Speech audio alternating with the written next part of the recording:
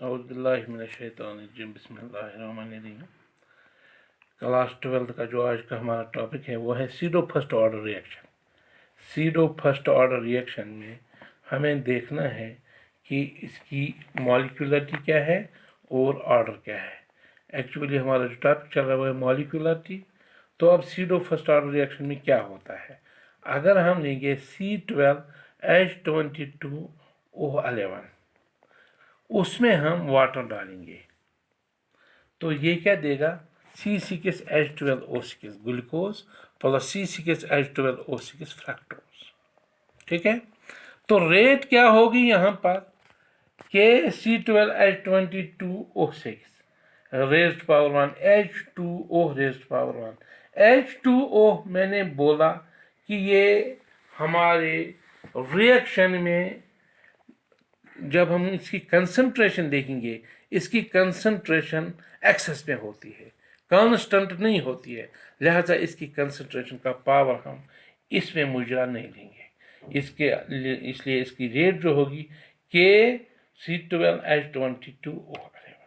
जो ऑर्डर इसका हो गया वो है रेज्ड पावर जो हो गया वही 1, और मॉलिक्यूलरिटी एक तो C12H22O11 और वाटर जब मिला वो है कि 1 और 1 हो गई 2, ये हो गई मॉलिक्यूलरिटी। तो इसको कहते हैं pseudo first order reaction. Pseudo मीनस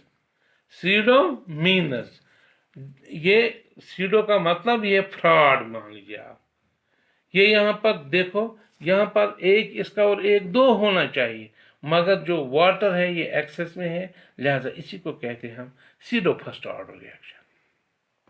दूसरी अगर हम जनरल में लेंगे, जनरल में क्या करेंगे हम, अगर हम लेंगे twice A + B gives C, मगर जो ये B होगा ये एक्सेस में होगा, B जो होगा ये एक्सेस में होगा।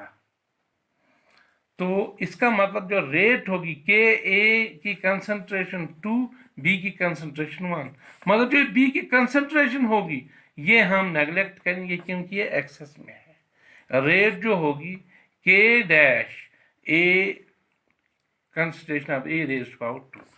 देखो बेटा यहाँ पर जो ऑर्डर जो हो गया, ऑर्डर है यहाँ पर 2 क्योंकि इसके पावर 2 है। मॉलिक्यूलरिटी होगी 2A और 1B, ये हो गया 3। इसको कहते हैं हम pseudo second order reaction. Pseudo means यहाँ पर हम इसको कैंसिल कर रहे हैं, जो एक्सेस में हो गया इसको हम कैंसिल कर रहे हैं, रिएक्टेंट में जो एक्सेस में होगा इसको कैंसिल कर रहे हैं। बाकी सेकंड ऑर्डर यहाँ पर जो है ये ऑर्डर जो यहाँ पर 2 है, लिहाजा इसको कहेंगे हम सीडो सेकंड ऑर्डर रिएक्शन। या अगर हम लेंगे X + Y गिव्स Z। देखो बेटा यहाँ पर क्या है, यहाँ पर एक्सेस में कोई नहीं है, हम क्या कहते हैं X + Y = Z। यहाँ पर जो रेट होगी K into concentration of A raised power 1 concentration of Y raised power 1। तो ऑर्डर जो हो गया 1 + 1 2, मॉलिक्यूलरिटी जो होगी वो भी X हो गया 1, Y हो गया 1, मॉलिक्यूलरिटी भी हो गया 2। तो इसके बाद हम लेंगे कम्प्लेक्स रिएक्शन। ये यहाँ पर सिंपल रिएक्शन थी, अब कम्प्लेक्स रिएक्शन। कम्प्लेक्स रिएक्शन में क्या बोला मैंने पहले ही, कम्प्लेक्स रिएक्शन में मैंने बोला कि जब 2 से ज़्यादा, 1 से ज़्यादा स्टेप में रिएक्शन हो जाएगी उसको कहेंगे हम कम्प्लेक्स रिएक्शन। मिसाल के तौर पर जब NO2 + कार्बन मोनोऑक्साइड मिलेगा ये देगा ना NO + CO2, इसको कहेंगे हम एलिमेंट्री रिएक्शन नहीं, कम्प्लेक्स रिएक्शन। तो यहाँ पर जो रेट होगी वो होगी KNO2 रेज़्ड पावर 2, ये एक्सपेरिमेंटली हमें मिला।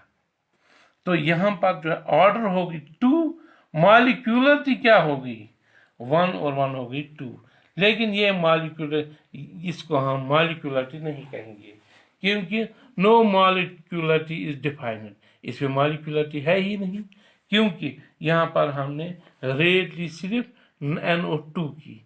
तो 2 है यहाँ पर NO2 की, तो पावर में 2 आएगा। तो कार्बन मोनोऑक्साइड हमने यहाँ पर नहीं लिया, तो लिहाजा करके इसकी मॉलिक्यूलरिटी हम हिसाब से 2 होंगे, लेकिन इसकी मॉलिक्यूलरिटी 2 नहीं है। नो मॉलिक्यूलरिटी इज डिफाइनेड, इसकी मॉलिक्यूलरिटी डिफाइनेड नहीं है, इसीलिए इसको कहते हैं कॉम्प्लेक्स रिएक्शन। दूसरा अगर हम लेंगे CH3CHO, ये देगा CH4 + CO, ये कॉम्प्लेक्स रिएक्शन होगी। देखो बेटा इसमें क्या है कि CH3CHO raised power 3 divided by 2। अब देखो ये 2 कहाँ से आ गया, ये 2 कहाँ से आ गया, CH3CHO रेज्ड पावर 3/2। क्यों क्यों यहाँ पर हम 2 लेंगे, इसको हमने डिवाइड इसलिए 2 किया ताकि जो इसकी मॉलिक्यूलरिटी जो होगी वो 1 आएगी। देखो रेट ऑर्डर जो यहाँ पर है 3/2, मॉलिक्यूलरिटी जो है वो 1 है, मगर ये डिफाइन नहीं है। ये अब देखो मॉलिक्यूलरिटी जब कम या बराबर होगी 3 की, the probability of simultaneous and effective collision of 3 molecule is very low. जब 3 मॉलिक्यूल एक दूसरे के साथ टक्कर मारेंगे, ये देखो यहाँ पर ये इसके साथ मारेगा, ये इसके साथ, ये इसके साथ टक्कर मारेगा, तो इसका जो है 2 की जो होती है वो एफिशिएंट होती है, जो 3 की होती है वो होती है रैंडम में, is very low, heinous ter molecule is higher molecular reaction are rarely observed। अब यहाँ पर 2 चीज़ें हैं, order of reaction, molecularity of reaction.